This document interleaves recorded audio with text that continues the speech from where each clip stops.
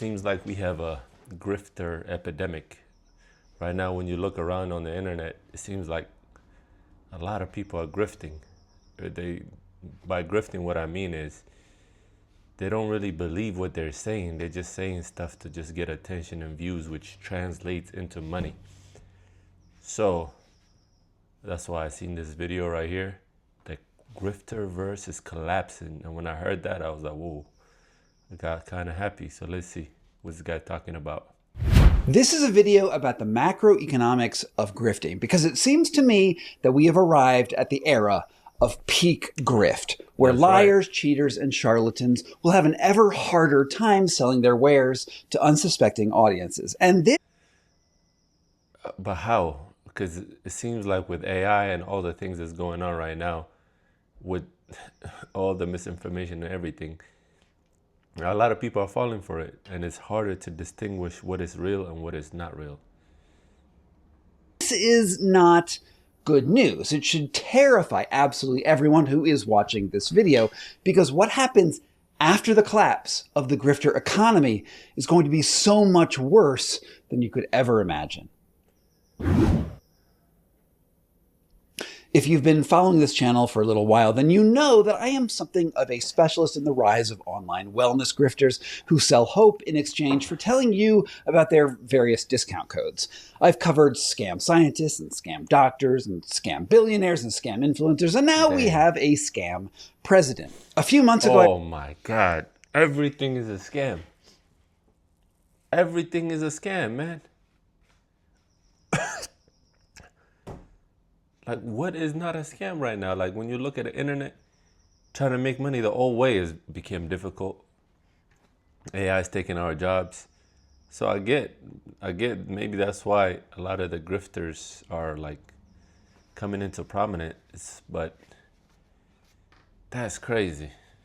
Everything is reason a scam. that I could do a new video every week on a new scammer and literally be able to do that content for the rest of my life. But the relationship between grifters and their marks is changing right now in a fundamental way that has made me realize that the griftoverse is barreling towards a collapse.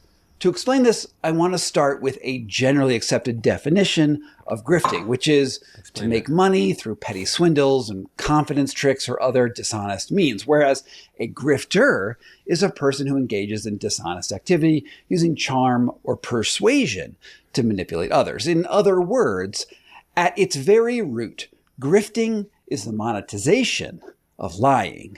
And we have seen a sharp rise of it in the last few decades, particularly among people who use social media to spread their scams. Now, on an individual level, we can point to lots of examples of how specific grifters have thrived. But what happens when we zoom out to the overall grifting economy? Or if you... It's crazy. It seems like this economy right now is rewarding grifting. Like, if you actually try to be honest with your work, you try to tell the truth, it's boring. Nobody want to watch. Nobody want to listen. But if it's controversial, it gets people mad and angry, then the algorithm would push that more. And maybe the internet or the algorithm might be the rise for grifters. Damn. The macroeconomic conditions that allow grifters to succeed. The one resource that all grifters share is a fundamental baseline of truth, or if you prefer, reality. Now, by definition, grifters monetize lies by subverting truth. Otherwise, it wouldn't be grifting. It would just be selling quality products that actually work. And herein lies a fundamental problem. For grifters to succeed, they need a stable base, which means a good economy, generally positive health outcomes, and enduring institutions, which ultimately earn the trust of the people in general. Grifters can only thrive by profiting off of the margins and the limits of that underlying foundation of trust. They capitalize on the cracks, not on the actual fully formed foundation. For instance, so what would they do if the economy collapses? Like, what would a grifter do? go back to a 9 to 5 job, the economy has collapsed. There won't be enough of that jobs if AI hasn't already taken it. If Grant Cardone tells you that they're going to come up with some other sneaky shit, or their grift is going to evolve into a high-level grift. Everyone can be a billionaire. These guys pay $12,000 each to sit in that chair. Then you need an economy with a stable currency, a predictable rate of inflation, and markets where spending those dollars makes rational sense. And if Andrew Huberman tells you that the science of circadian rhythms means his blue blocking glasses will make you sleep better, Roca and I designed these glasses. Then you need to realistically believe in the existence of credible sleep research that can actually help you optimize sleep. Or maybe you'll hear someone claim that you should ignore government public health advice around vaccines or Tylenol or whatever else, and instead trust their out-of-the-box thinking. This requires there to be a functional public health system that they can position themselves against. This kind of grifting is the main economic driver of most popular social media channels. I want to tell you about All Family Pharmacy. Pick up what you need. Things like ivermectin, hydroxychloroquine, NAD+, methylene blue. In the last 2 decades, it has become so rhetorically powerful that America elected a serial con man into office who immediately brought together a wrecking crew. That should tell you, this whole country has become a scam. When you put at the head of the country, the biggest scammer, it should be a reflection of what the country has become. A country full of scammers. That's crazy. To fundamentally reshape the country in the image of a famous podcaster, grifter type person. I mean, many are literally podcasters, like Dan Bongino, the number 2 spot at the FBI. The FBI team did an amazing job.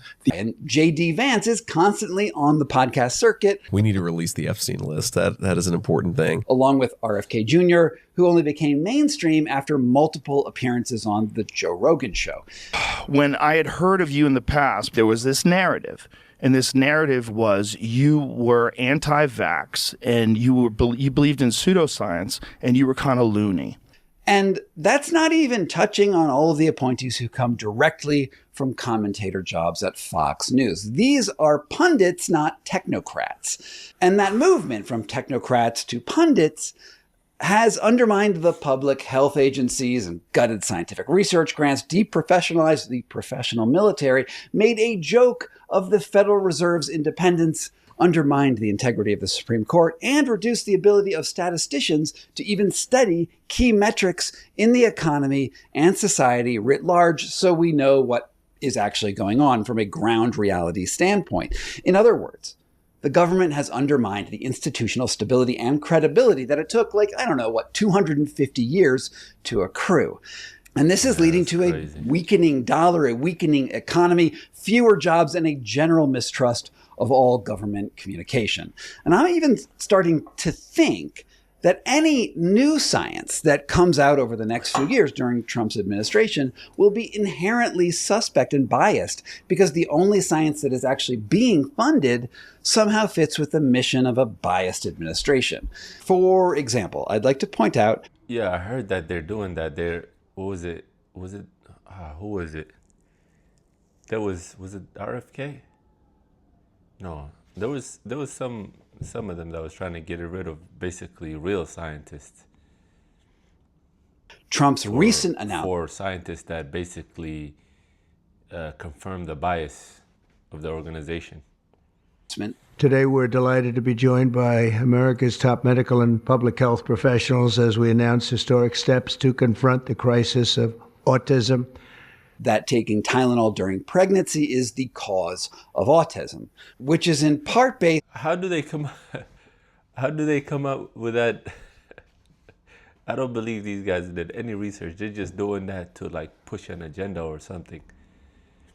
On a study released by Harvard School of Public Health. Now, given that Trump has been waging a war to defund Harvard, it seems to me that the study was at least in part an attempt to curry favor with the administration. And even if I'm wrong on that, The mere appearance of corruption is all that it takes for anyone to be skeptical of the government's official communication on the matter. Now add to this a proliferation of AI slop, state-sponsored propaganda from Russia, foreign actors, and even our own propaganda, and online scammers who have stolen more than $1 trillion in the last year.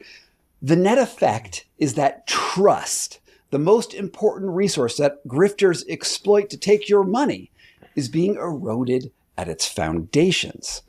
Like any economic system, once you get an oversupply of one particular commodity, in this case grifting, it becomes increasingly difficult to make money in that niche. It's simple supply and demand. Now, in a stable society with a reliable... But wait, grifters are just selling you trying to sell you a solution that doesn't actually solve the problem, right? They're lying that this, whatever they're doing, is the actual solution when they know it's not.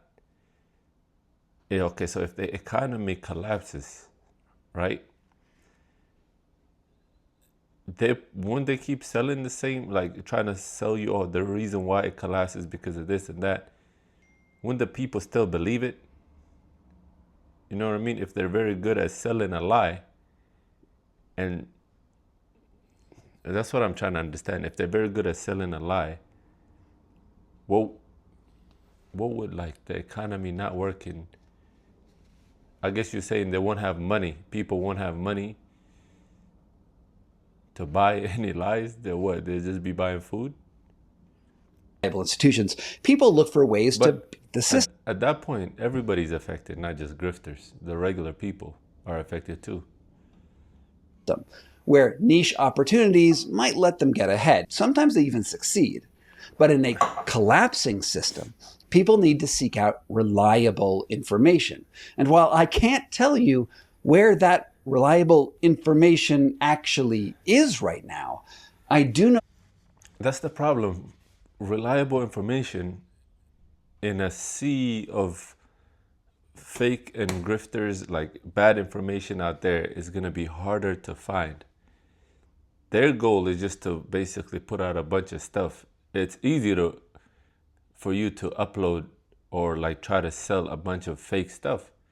But trying to do real stuff, you have to do the research, find out if it actually works, do your due diligence. That's going to be very rare. And the zone is flooded with a bunch of grifters who will try to sell you some snake oil. I think there'll still be grifting. Grifters will always be here. They've always been here, and they'll probably be here for a while. Their rise might like slow down. It might even fall, but I don't think they'll stop grifting, especially when there's a system that benefits grifting. You know, when you look at a regular job, is nowhere near, like, will not give you as much money as grifting. A lot of people are tempted to grift. I would argue a lot of people are grifting, but to the level they're grifting, some might be grifting just a little bit. Some might be grifting like they don't give a fuck. They'll just say whatever it takes to get that dollar out of you. That the demand for it is higher now than it has ever been in my lifetime. Now, whenever I scroll through Threads or Blue Sky or my YouTube feed, the first question I ask is whether or not what I'm seeing is some sort of scam or propaganda. I think about the motives of everyone I come across and double check everything I can to see if it coheres with reality. It is a constant task, and I think that you're probably doing the same thing, which leads me to the real problem with peak grift. Actual grifters, well, they're in a pickle. With confidence in their products naturally degrading, there are fewer opportunities for them to exploit their audience with new lies. Meanwhile, new grifters who are trying to establish their brands are facing stronger headwinds than grifters of the past. This means that people who are most active in the griftoverse need to turn towards more aggressive tactics in order to continue to find unconquered territory to exploit and profit off of. So where is that territory? Maybe you've heard the phrase liars, cheaters, and thieves. Now, that phrase in English implicitly states it as a progression towards criminality. Liars turn into cheaters who eventually become thieves. And that's what we're seeing now. Now, a 1946 Supreme Court decision called Ballard versus the United States, which I've done a video about, essentially made it legal to lie and to sell products to people on the basis of free speech and a religious exemption. But cheating and stealing are still and always have been generally illegal in America. Okay. But the Trump administration, well, what we're seeing is he's changing that. Trump's use of presidential pardons, let's just take that for example. It's shown that he has an intent on overturning judgments against convicted fraudsters in his orbit that he sees as allies. And this has included Ross Ulbricht, who's the founder of the dark web marketplace, The Silk Road, in the first month of his term, the reality TV stars Rod and Julie Chrisley, who defrauded banks for more than $30 million, and Devin Archer, who defrauded the Oglala Sioux Nation of South Dakota for Are they in jail? $60 million in fake bonds, and that the courts have now ruled that they can't even seek restitution for. Trump is doing everything he can to enable these sort of criminal and bad actors, especially when he sees like sort of mutual profit in it. He's also deregulated cryptocurrency and even issued his own meme coin, which now serves as a backdoor to directly solicit bribes from foreign governments. This isn't even that controversial. Everyone sees it for what it is. And it would have been a huge scandal in past administrations. But we are so destabilized as a nation right now that we sort of accept it as a status quo. I don't know if they expect people are still outraged, but nothing's being done about it. And now that lying is the baseline, we may have also reached the apogee of grifting, a time when coming up with new scams is harder and harder, and that outright criminality is the only logical next step. And that is what the... How is this not outright? What do you mean by outright criminality? This is basically it. This is outright criminal. What? Future holds for us. Peak grift means now the grifters, well, they're gonna be criminals. And that is all I have to say about that for today. Thank you so much for watching this quick commentary. If you want to support the sort of independent journalism I do here on this... I don't know. I'm hoping that's true, but I don't know if that's going to be true. Because I'm thinking the grifters are going to be evolving into a different form of grift. But if they get better and better to the point where they're not even a grift no more, and it's actually a real thing, and then I guess that's good. But what you're saying is they're going to become a criminal. Who's going to stop them? We have criminals in power right now. Who's stopping them? That's crazy. Channel, I would... Well, thanks for watching. Hopefully things get better.